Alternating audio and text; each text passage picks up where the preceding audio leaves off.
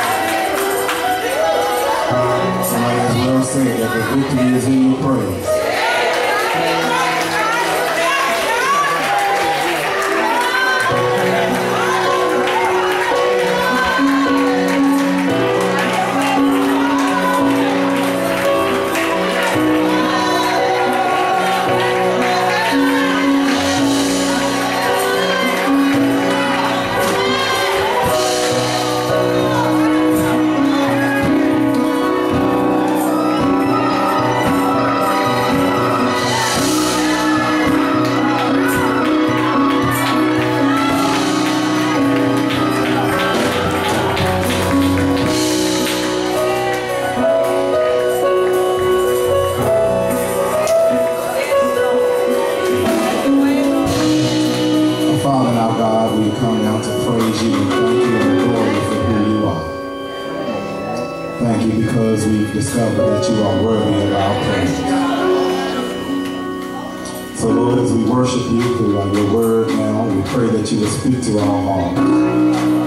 For we need a word from you. Let the words of our mouth and the meditation of our heart be acceptable in thy sight. Have your way this day, God, and we'll be so careful to give your name the praise. Forgive us for our many faults and failures. Help us to be better. For it's in Jesus' name we pray. Amen.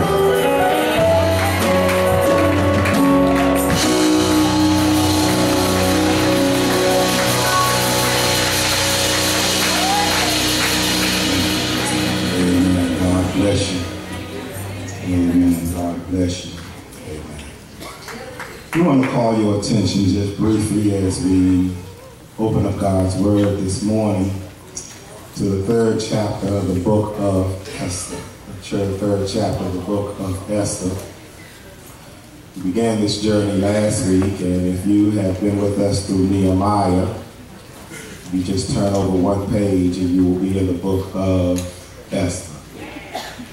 Esther chapter 3 this morning. In chapter 3, verse 12, it says, dispatches were sent by county couriers to all the king's provinces with the order to destroy, kill, and annihilate the Jews, young and old, women and children. And on a single day, the 13th day of the 12th month of the month of Adar, and to plunder their goods. A copy of the text of the edict was to be issued as law in every province and made known to the people of every nationality so they would be ready for that day. The couriers went out, spurred on by the king's command, and the edict was issued in the citadel of Susa. The king and Haman sat down to drink, but the city of Susa was bewildered. For a few moments in our time together, not going to hold you long, we realize the lateness of the hour, we want to talk from the subject, dangerous people. Dangerous people. Now, I know it's hard for you sometimes to believe that everybody who say they for you are really with you. But there are the reality that some people want to see you taken out. Some people want to see you annihilated. Some people want to see the realization that you're not going to amount to anything. And they will do all that they can do in their power to try to block and stop you. They will try to do everything they can so that you are not around much longer. There are some dangerous people that you need to avoid. In fact, one of the ways you know there's some dangers, they try to tell you early on in school, because oftentimes in school, when I was a little boy, they would oftentimes tell you to beware of stranger danger. And you beware of stranger danger. That individual who was trying to hold you back, pull you down, keep you from being all that you can be. We began this journey through the book of Esther. And the story of Esther wants us to remind us that no matter what plots and plans the devil may put before you, that God is still in control. That nothing catches God off guard. That God has a way, and God can move people out your way. God has a way, and he can move people out of your way in order to accomplish his purposes in your life. He can do that. He can move folk out of your way. And nothing ever catches God off guard. Nothing catches God off guard, and he is not surprised by anything. And I think it's very important for us to, in this day and time, in light of our political climate, to always be reminded that God is still on the throne. It doesn't matter who may be sitting in the White House. God is still on the throne. And the way you know that God is still on the throne is because irregardless of whoever sits in the White House, God still rules and super rules everything. He super rules. I know oftentimes we hear some crazy stuff coming out of Washington. I know we hear some crazy stuff coming out of Washington. But you oftentimes need to be reminded that God is able to trump Trump. You need to be reminded that he is able. He has the final say-so. And it doesn't matter who sits in that seat. And the reason why you ought to know that it doesn't matter, because even when Obama was president, God was in control. Even when Bush was president, God was in control. Even when Clinton was president, God was in control. Even when the first Bush was president, God was in control. Even when Reagan was president, God was in control. Even when Carter was president, God was in control. Even when Ford was president, God was in control. Even when Nixon was president, God was in control. Even when Johnson was president, God was in control. Even when Kennedy was president, and that's where I stop. That's where my journey stops, is right there. And some of y'all can go a little bit further back than that, but it's a reminder that God has always been in control. We find ourselves on last week as we embarked on this book through Esther, that Xerxes is now king in Persia. He is now king in Persia. He has defeated the Babylonians that originally took the Israelites captive. And he is now reigning.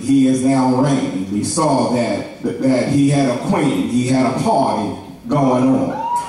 And after 7 days, he asked his queen Vashti to come out and dance and parade herself before her guests. And she refused, and he made a law that she could no longer be in the king's presence. We saw last week she was replaced by a lady named Esther. Her cousin Mordecai had raised her. And she was replaced by, Vashti was replaced by this young lady, Esther, that God had orchestrated the event so that she could be in a prominent place at the right time. So we're going to see later on. So she could be in the correct place at the right time. As Mordecai had worked with his cousin Esther that he had raised, because her mother and father had died, and she had no one, and we learned how to listen. She learned how to listen. She was a young woman, but she learned how to listen at an early age. And as a result of that, she was able to position herself to be in the right place at the right time to be used by God. After she has been anointed queen, after she has been appointed queen, one day an incident happened, and Xerxes in chapter 2, verse 21. You remember last week during that time, Mordecai, who was Esther's cousin, was sitting at the king's gate. And Bigthana and Teresh, two of the king's officials who guarded the doorway, became angry and mad and conspired to assassinate King Xerxes. They were going to take him out. But Mordecai found out about that plot, and he told Queen Esther. He told Esther, who in turn reported it to the king. And when she reported it to the king, she gave credit to her cousin Mordecai. She gave credit to Mordecai. And when the report was investigated and found to be true that these two men were going to try to take out the king, the two officials were impaled or killed or nailed on poles. They were nailed on poles. They were killed. And notice, all of this, of them being nailed on a pole because of their plot to take out Xerxes. It was all recorded. It was recorded in the book of the annals of the presence of the king. They wrote it down. They wrote it down in his diary. They wrote it down in the book, what Mordecai had done. But when you get to chapter 3, although Mordecai was the one responsible for saving the king, the text says, chapter 3, verse 1, after these events, King Xerxes didn't honor Mordecai. He honored Haman. He honored Haman. He honored somebody who was not instrumental in saving his life. Because let me tell you something I've learned about dangerous people. They have a tendency to take the credit that should have gone to somebody else. They have the tendency. And in fact, we know that Mordecai didn't get any recognition, because if you go to chapter 6, verse 1, it says, that night the king could not sleep, and so he ordered the book of the Chronicles, the record of his reign be brought and read to him. And it was found recorded there that Mordecai had exposed Bigthana and Teresh, two of the king's officials who guarded the doorway, who had conspired to assassinate King Xerxes. And what honor and recognition has Mordecai received for this? None. Because Haman took the credit. Took the credit for what had been done. And dangerous people want to make sure that they're always in the spotlight. That they're always the one that get the credit, even if they have to steal credit from you. Oh yes. Some of y'all work jobs, and y'all work hard on those jobs, and y'all make a change on those jobs, and y'all make that job better. But the credit oftentimes go to somebody else, and the reason why you know it go to somebody else, because when promotion time comes, they oftentimes overlook you. The dangerous people know how to slither their way through to get that credit. Yes.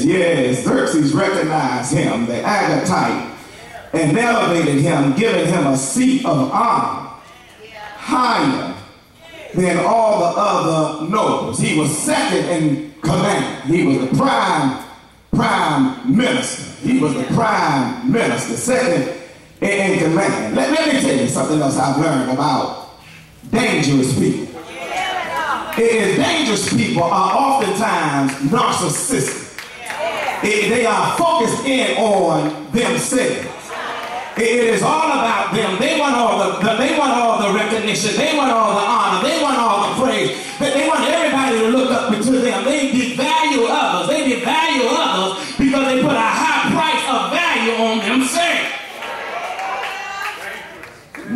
Notice all the royal officials in the king's gate knelt down and paid honor to Haman. They patted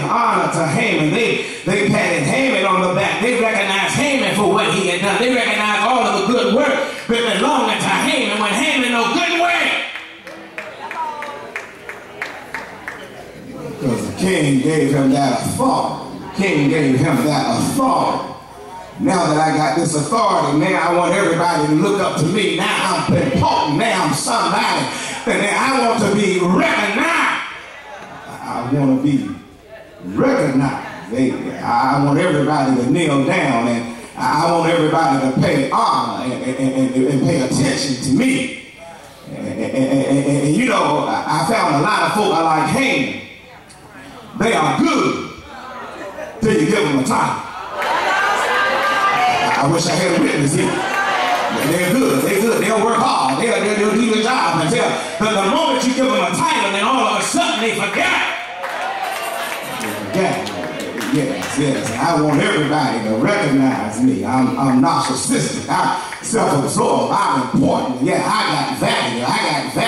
And not only I got value, but I want you to know you ain't got no value. You ain't got no worth. I want you to bow down and worship me. I want you to recognize who I am. I want you to pay me honor. I want you to pay me glory. I want you to pat me on the back. I want you to call my name. Yes, and so everybody around town was praising Haman and recognizing Haman. But the text says, the latter part of verse 2, but Mordecai would not kneel down, and he wouldn't pay him no honor. He wouldn't pay him no honor. I know who you are. I know who you are. I know who you are. I'm not going to recognize you. I'm not going to bow down and worship you. I'm not going to pat you on the back.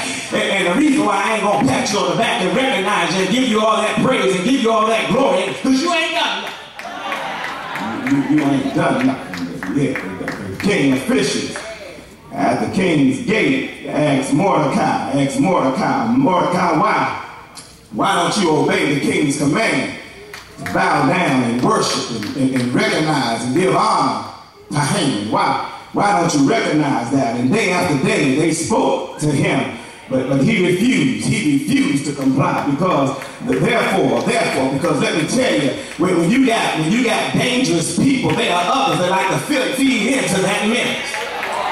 Oh yes, they told Haman about it. Let me go to Haman and tell you. Yeah, we gonna be some tattletales, and we gonna tell Haman that you ain't gonna recognize him. We gonna tell Haman that you not bound down to him, and we gonna tell Haman that you're not giving him the praise and the glory and the honor. Yes, and therefore they told Haman about it to see what Mordecai's behavior. What Mordecai is going to do about this thing. Would he tolerate it? Notice, for he had told them he was a Jew. Told them that he was a Jew.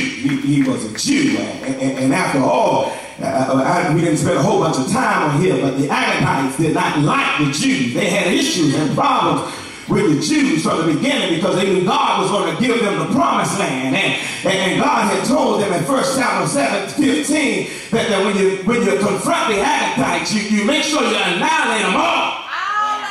They don't like you, and you get rid of them folk. You take them out, but Saul refused to get rid of them all. Samuel refused to get rid of them, even though in 1 Samuel chapter 15, God says get rid of them. He refused to get rid of them. But hundreds of years later, God saw that if you don't deal with this, if you don't get rid of it, these same folk going to be back under your Kool-Aid. And I tell you, if you don't deal with it, these same folk going to bite you in your butt.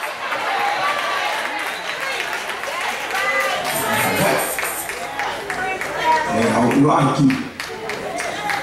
And so dangerous people are oftentimes narcissistic, self-absorbed about themselves. They want loyalty from everybody, but are not loyal to anybody. They want you to pat them on the back.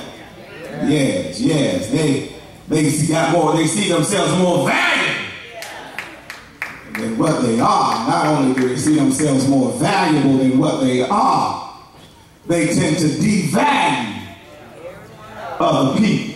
As if other people don't matter.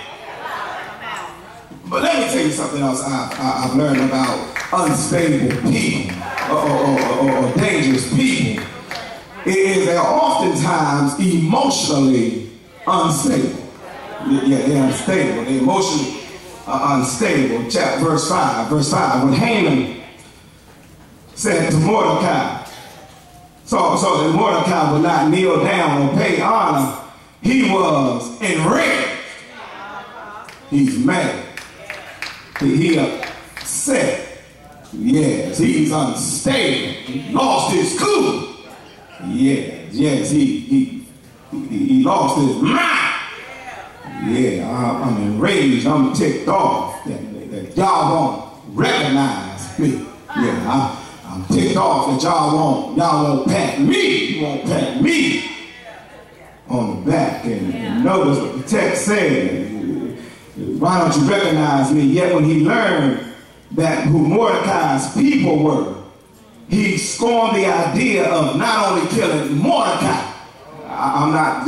I'm just not about killing Mordecai. And instead, Haman looked for a way to destroy all